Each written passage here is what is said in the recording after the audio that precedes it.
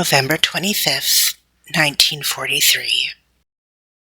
Dear General and Ruby, Happy Thanksgiving! I know they don't celebrate it in England, but I couldn't let the day pass without writing to you both. Good golly, how I miss you, and I wish I could give you each a giant squeeze just now. It was such swell news to hear that you've moved Ruby out of harm's way, General. I hope the two of you found some way to celebrate the holiday together. I don't believe you'd have access to a turkey over there, though, would you? Thankfully, the amount of gratitude one can feel isn't contingent on the amount of food one can consume. I know you both received Charlie's and my telegram, so I'm certain you know exactly why it's taken me so long to write to you both. And yes, I received your telegram demanding any and all details about the day, Ruby. Read on. Oh, how I wish you had both been there. But this war has robbed so many of so much that I don't feel I have the right to complain, especially when I'm so exquisitely happy.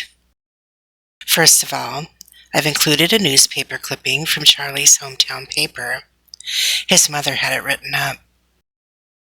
Another war wedding. Who will be next?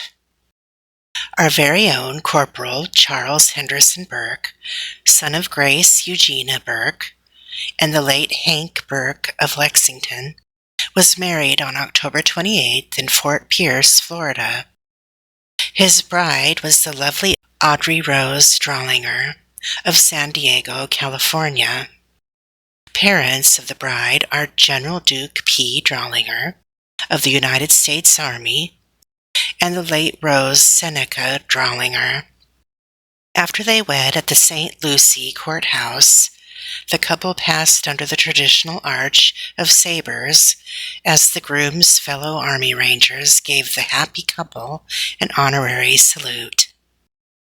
The couple celebrated with friends at a small intimate dinner and then boarded a train heading north to Maryland, where Corporal Burke's battalion will continue their training. We wish Corporal and Mrs. Charles Burke the very best in their future together. Hetty Peabody, Society columnist. The day was absolutely perfect, excepting your absence, of course. It was so romantic rushing down to Florida to meet Charlie as soon as I could make arrangements. He met my train with the most beautiful bouquet of red roses. Not the fancy hothouse kind that are so popular these days, but the old-fashioned kind that were Mama's favorite. When he handed them to me, he said, "I know it's nothing like the real thing, but I thought since your Mama couldn't be here in person, at least her namesake could."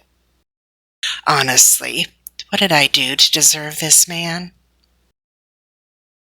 We went straight from the train station to the St. Lucie Courthouse and tied the knot. And guess who was there to greet us? Charlie's mother, Grace. She took an overnight train all the way down from Boston just to surprise him. He wrote to her about me back in September and asked her to send his grandmother's wedding ring. Once he knew I was coming, and he still hadn't heard from her, he telegrammed her in a panic.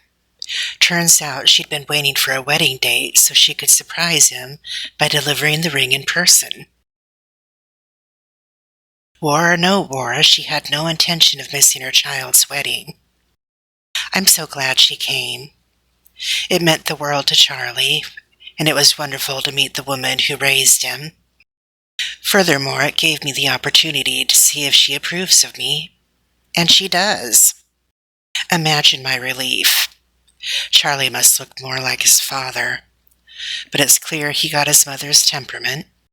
She's reserved and steady, but there's a quiet strength and straightforward sweetness in her that was very soothing on such an exciting day.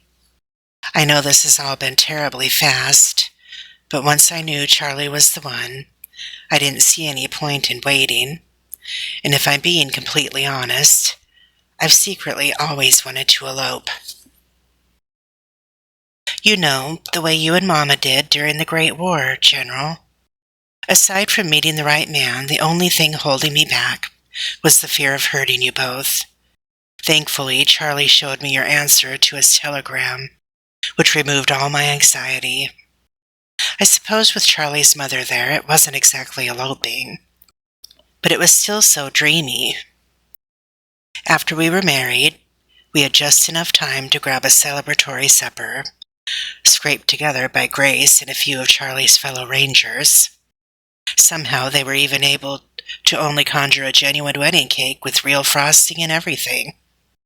How they did it, I cannot tell you, nor am I going to ask, in case there was some black market dealing involved.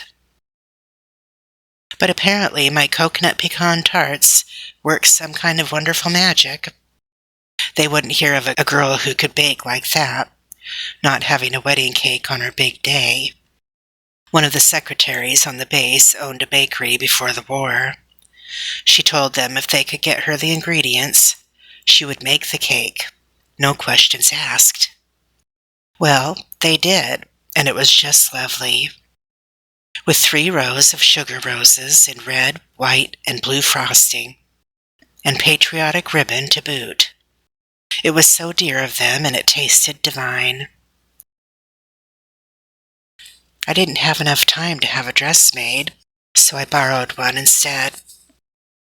Hildy from the office offered hers to me the moment I told her I was getting married. I was hesitant when she told me she had it made from the parachute that saved her Robert's life. I mean, the story is beyond heartwarming, but a parachute? When she showed it to me, however, I was speechless. The woman has impeccable taste. It was the kind of dress all the brides were wearing when we were in high school, Ruby. The kind with the high, beaded collars, cut on the bias, with those exquisite dolman sleeves I adore. It was exactly the kind of dress I've always dreamt of wearing. Once I had the perfect dress, it was easy to pull everything else together. Since there was no train on the dress, I decided to forego a wedding veil and bought a sweet little Juliet cocktail hat with a bit of netting up front instead. I pinned a pale blue feather from one of Mama's favorite hats to it, with your citation star, General. And I pulled my hair up with those gorgeous tortoiseshell combs you sent me for Christmas last year, Ruby. I just wanted to carry a piece of each of you with me somehow. I didn't even realize I'd collected all of the traditional bridal luck tokens. Something old, something new, something borrowed, something blue, until Jane from Decoding pointed it out to me. It almost felt like Mama was there in spirit, guiding me through all the details. After supper, we hopped on a train heading up the coast to Maryland. Thank you for your wedding present, by the way. I know Charlie wouldn't have been able to take 4 whole days extra leave time if the legendary General Duke P. Drawlinger hadn't called in a favor or two. We got to ride up the coast separate from his battalion because of it. Captain Fairbanks sure tried to stop us, though. He's always been a stiff one. I know you'll agree, but I've never taken him as the spiteful type before. Have you? He seems to really have it out for my Charlie for some reason. You didn't happen to discover anything about his connection to Charlie's father, did you? Anyway, Charlie positively spoiled me with our honeymoon. He planned it all himself and surprised me with it. I would have been perfectly happy with the overnight train ride up to the coast. But when we bypassed Maryland completely and headed straight inland to New York, I'll admit I cried a little. Remember how we always dreamt of going to Niagara Falls for our honeymoons, Ruby? I never even mentioned it to Charlie. Somehow he just knew. We stayed at Red Coach Inn for 2 nights. which is exquisitely decorated in that Tudor style Mama loved.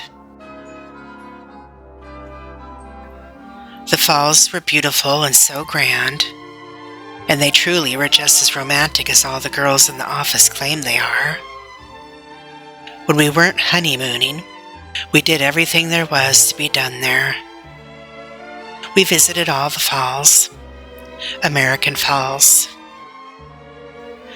Horseshoe Falls, and Bridal Veils Falls, and toured Cave of the Winds. We even saw the Rainbow Bridge while riding Maid of the Mist. You know, the boat from the song Mama used to sing? Oh, the lovers come 1,000 miles. They leave their home and mother. Yet when they reach Niagara Falls, they only see each other. See Niagara's waters rolling. See the misty spray.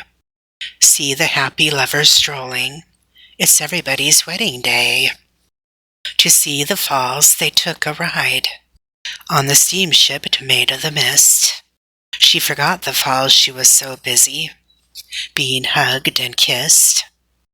See the mighty river rushing between its rocky walls.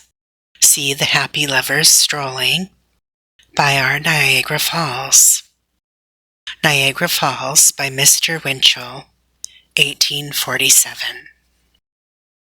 It's a rinky-dink song of a bygone era, I know, but it's sweet and nostalgic, just the way I felt the whole time we were there. Remember when Mama first sang us that song, and I thought it was the boat being hugged and kissed? We all laughed once Mama explained it to me, but I was very confused. Now I know from first-hand experience that it was the bride being hugged and kissed. Imagine me winking at you saucily here, Ruby. But truly, our entire stay in New York was a dream. More than anything we saw or did there, it was just so wonderful to have Charlie all to myself for a couple of days. To pretend he isn't heading off to England next month, and that there is no war on. Since meeting Charlie, I've realized it's actually quite productive to take a day off from war business every once in a while. It suited us both immensely and gave us more determination than ever to do our part to bring this dreadful war to an end as soon as possible. That way we can get on with the future I've been dreaming up for us ever since I met him. Anyway, there you have it, my darlings. This is a full debriefing of my comings and goings over the past 2 months. Now for a little business talk. Yes, to your most recent telegram, General. Uncle Abe is sending me back to Oak Ridge a 3rd time. I will be staying here in Maryland with Charlie until he ships out later this month. After that, I'll catch the first train back to Washington, and then I'm off to Tennessee. I wish I could tell you what I've discovered during my last 2 visits there. Maybe next time I write, I'll have access to Mama's flower stamp collection and won't have to be quite so secretive. Do hug and kiss each other for me. Finally, General, if you happen to hear from Lionheart while I'm away from the office, please send him my deepest gratitude and the promise that if he ever wants me to do him a favor again, he need only ask. I love you both so dearly. I miss you, your love, and your company every moment you're gone. Ruby, don't forget, I want a long and detailed letter about you and your Scotsman as soon as possible. Please stay safe. Please visit my Charlie as often as you can spare when he arrives. And all 3 of you, please come home to me as soon as you can. All my love and a kiss. Audrey Rose Burke.